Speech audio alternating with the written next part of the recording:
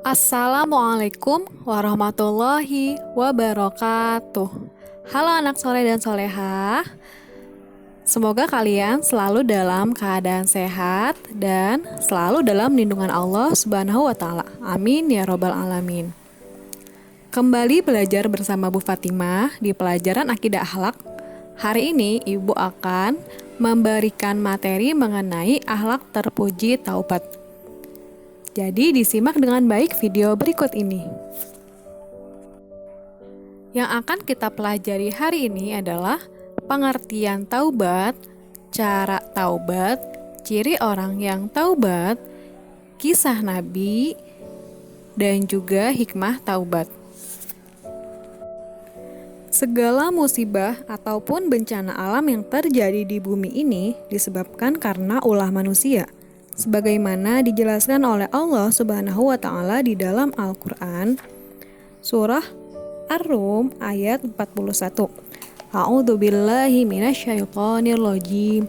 Bismillahirrahmanirrahim. Zaharal fasadu fil barri wal bahri bima kasabat aydin nas. Shadaqallahul azim.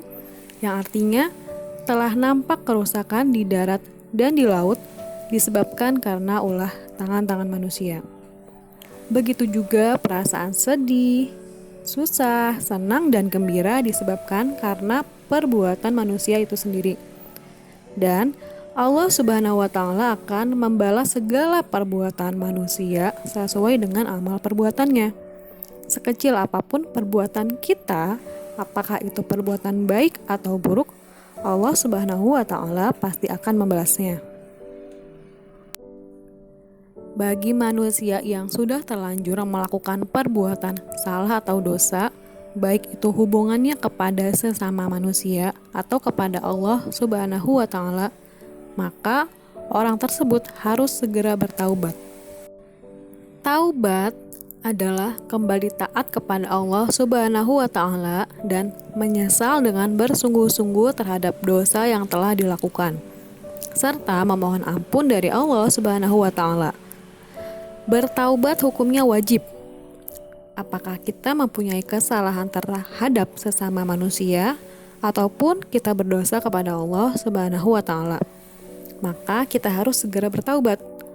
Kita harus yakin bahwa Allah Subhanahu wa Ta'ala akan menerima taubat kita karena Allah Maha Penerima Taubat dan Maha Penyayang. Firman Allah dalam surah At-Taubah ayat 118, A'udzu billahi minasyaitonir rajim. Bismillahirrahmanirrahim. Innallaha huwat tawwabur rahim. Shadaqallahul azim. Yang artinya, sesungguhnya Allah dialah yang Maha Penerima Taubat, Maha Penyayang. Adapun cara taubat dianjurkan dalam keadaan suci, dan lebih baik lagi sehabis sholat sunnah pada sepertiga malam terakhir, atau biasa kita sebut dengan sholat tahajud. Bahkan lebih baik lagi jika diawali dengan sholat taubat 2 rakaat. Namun, inti dari semua tata cara yang disebutkan tadi adalah kesungguhan hati untuk tidak mengulangi lagi perbuatan yang salah atau dosa tersebut. Nah, cara taubat sebagaimana yang diajarkan oleh Rasulullah Shallallahu Alaihi Wasallam diantaranya bersungguh-sungguh menyesali perbuatan dosa yang telah dilakukan, berjanji dengan sungguh-sungguh tidak akan mengulangi perbuatan dosa tersebut, mendekatkan diri terhadap Allah dengan memperbanyak ibadah, sejalan dengan kedekatan seorang hamba yang bertakwa kepada Allah melalui amal salih, kejujuran, dan ketulusan, maka Allah Subhanahu wa Ta'ala juga akan mendekat kepadanya dengan menganugerahkan rahmat dan pertolongan. Sibuk beramal solih dan juga meningkatkan amal baik terhadap sesama manusia. Dan berusaha semaksimal mungkin menjauhkan perbuatan yang dilarang oleh Allah Subhanahu wa Ta'ala. Karena bertakwa kepada Allah, hendaklah kita istiqomah dalam menjalankan perintahnya serta menjauhi semua hal yang menjadi larangan Allah Subhanahu wa Ta'ala. Orang yang sungguh-sungguh dalam taubatnya akan terlihat selalu merasa tentram dan bahagia, karena ia tahu kepada siapa ia hendak meminta ketenangan dan kebahagiaan itu, dan karena Allah mencintai hambanya yang bertaubat. Begitu juga orang yang bertaubat selalu berhati-hati dalam segala perkataan dan perbuatannya, karena dia menyadari bahwa dirinya tidak terpelihara dari maksiat dan dosa. Ia merasa malu saat dianggap baik, padahal ia yakin bahwa ia adalah pendosa. Hanya saja Allah sedang menutup aib dirinya. Karena jika Allah tidak menutup aib kita semua, sudah pasti semua orang akan tahu aib kita, kejelekan kita, dan mungkin saja tidak terlihat kebaikan sedikit pun yang ada di dalam diri kita. Bertanggung jawab atas segala perbuatannya di dunia. Karena setiap diri kita ini adalah pemimpin, dan setiap pemimpin akan dimintai pertanggungjawabannya tentang apa yang dipimpinnya. Sekalipun itu hanya diri kita sendiri. Tertulis dalam hadis riwayat Al-Bukhari. Kita pun harus sadar bahwa tidak ada yang menjamin kita untuk masuk surga kecuali karena amal perbuatan diri kita sendiri. Dan jangan malu untuk berubah menjadi atau menuju hidup yang mulia agar kita dirindukan surga. Jangan malu dengan masa lalu seburuk apapun itu, karena yang terpenting adalah bagaimana untuk berubah menjadi lebih baik di masa sekarang dan untuk masa depan nantinya. Kali ini ibu akan membacakan kisah taubatnya Nabi Adam alaihissalam.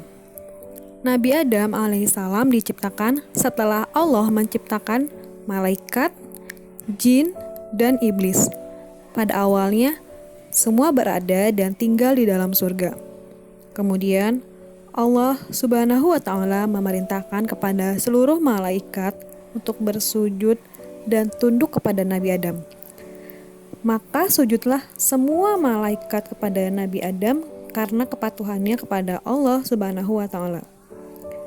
Begitu juga Allah memerintahkan seluruh iblis untuk sujud kepada Nabi Adam alaihissalam. Tetapi iblis menolak, tidak mau tunduk kepada Nabi Adam karena iblis merasa lebih mulia dari Nabi Adam. Sifat sombong dan membangkangnya iblis kepada Allah Subhanahu wa Ta'ala mengakibatkan iblis dikeluarkan dari surga untuk selamanya. Iblis menerima akibatnya. Tapi iblis minta izin kepada Allah untuk menggoda dan membujuk Adam dan seluruh anak cucunya kelak agar menjadi manusia yang sesat dan durhaka kepada Allah untuk menjadi temannya di neraka. Allah Subhanahu wa Ta'ala mengizinkan iblis untuk membujuk dan menundukkan Adam dan seluruh keturunannya karena Allah Subhanahu wa Ta'ala sudah memberikan akal kepada Adam dan keturunannya yang akan dapat membedakan mana yang baik dan mana yang buruk, mana yang benar dan mana yang salah. Nabi Adam alaihissalam yang tinggal di surga diberi teman seorang perempuan yang bernama Hawa yang diciptakan dari tulang rusuknya sendiri. Iblis telah bersumpah untuk menyesatkan Adam dan keturunannya. Dengan berbagai cara, iblis berusaha agar Adam dan Hawa terusir dari surga. Sewaktu-waktu, iblis menemui Adam dan Hawa lalu membujuknya untuk memakan buah khuldi. Adam tahu bahwa buah di hadapannya memang tampak lain dari yang lain. Tapi buah itu buah larangan. Maka ia tak mau memetiknya. Iblis membujuk Hawa, tapi Hawa pun tak berani memakan buah itu. Iblis kecewa dan merasa sakit hati. Tapi ia tidak putus asa. Pada suatu saat, iblis berusaha lagi dan terus berusaha dengan berbagai cara. Sampai akhirnya pada suatu kesempatan yang tepat, iblis berkata kepada Adam, "Demi Allah, wahai Adam, ketahuilah sebenarnya hanya golongan malaikat saja yang boleh makan buah itu.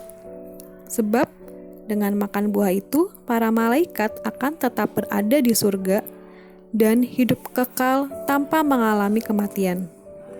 Sungguh sangat bodoh kalau kalian tidak mau memakannya." Hawa lebih lemah hatinya, sehingga ia terlebih dahulu tertarik dengan bujuk rayu iblis. Hawa yang terkena bujukan iblis itu berkata kepada Adam, "Rupanya benar ucapan iblis itu. Ia telah bersumpah dengan nama Allah." Hawa kemudian menghampiri buah khuldi dan memetik buahnya. Pada saat itu, Adam dan Hawa sedang merasa letih, haus, dan lapar. Terlebih setelah mendengar ucapan iblis bahwa buah khuldi adalah buah yang paling lezat yang ada di surga. Keduanya pun lupa pada peringatan Allah. Keduanya lalu memakan buah itu. Rasanya memang lezat, hingga keduanya lupa pada larangan Allah. Allah mencela perbuatan mereka dan berfirman, "Bukankah aku telah melarang kamu berdua mendekati pohon itu? Dan aku katakan kepadamu, sesungguhnya setan itu adalah musuhmu yang nyata." Dengan tertunduk malu, menyesal atas dosa yang telah dilakukan, Adam berkata, "Wahai Tuhan kami telah menganiaya diri kami sendiri dan telah melanggar perintah-Mu karena terkena bujukan iblis. Jika Engkau tidak mengampuni kami dan memberi rahmat kepada kami, niscaya pastilah kami termasuk golongan orang-orang yang merugi."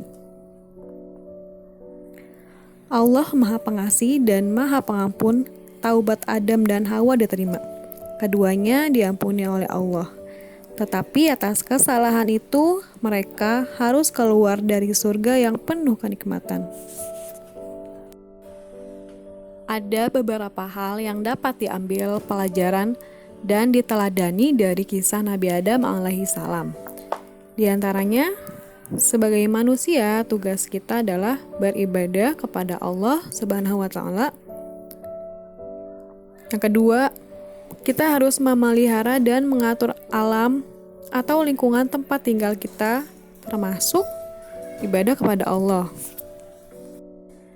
Yang ketiga, sebelum melakukan sesuatu, berpikirlah terlebih dahulu, apakah yang akan kita kerjakan itu perintah Allah atau rayuan setan. Yang keempat, jika terlanjur melakukan perbuatan salah ataupun dosa, segeralah bertaubat dan mohon ampunan kepada Allah Subhanahu wa Ta'ala. Dan yang kelima, Allah Maha Pengampun dan Penyayang, tapi walaupun demikian, janganlah kita mudah berbuat dosa. Adapun hikmah taubat diantaranya, yang pertama, orang yang bertaubat akan mendapatkan cinta dari Allah Subhanahu wa Ta'ala. Yang kedua, orang yang taubat akan mendapatkan doa dari para malaikat. Yang ketiga, orang yang taubat masuk golongan ibadur rahman, yaitu hamba Allah yang mendapatkan kasih sayang lebih dibandingkan orang yang belum pernah bertaubat. Yang keempat, orang yang taubat harus yakin bahwa dia akan mendapatkan ampunan dari Allah Subhanahu wa Ta'ala. Dan yang kelima, taubat juga sebagai penolak bala dan azab dari Allah Subhanahu wa Ta'ala. Karena orang yang taubat akan selalu berhati-hati dalam melakukan segala sesuatu. A'udzu billahi minasyaitonir rajim. Bismillahirrahmanirrahim. Innallaha huwat tawwabur rahim. Sesungguhnya Allah dialah yang maha penerima taubat, maha penyayang. Quran Surah At-Taubah ayat 118. Orang yang taubat dari kesalahannya berarti dia meninggalkan seluruh perbuatan yang buruk yang tidak disukai oleh Allah Subhanahu wa Ta'ala. Jadi bukan hanya perbuatan dosa yang ditinggalkan. Orang yang taubat berarti orang yang kembali ke jalan yang benar yang diridhoi oleh Allah dan bukan jalan yang sesat. Alhamdulillahirabbil alamin. Sekian penjelasan mengenai taubat. Semoga kita termasuk dalam golongan ibadur rahman. Maka dari itu, jangan lupa bertaubat setelah kita melakukan dosa dan jangan lupa minta maaf setelah kita melakukan kesalahan terhadap sesama manusia. Terima kasih atas perhatiannya yang sudah menyimak dengan baik. Akhirul kalam. Wassalamualaikum warahmatullahi wabarakatuh.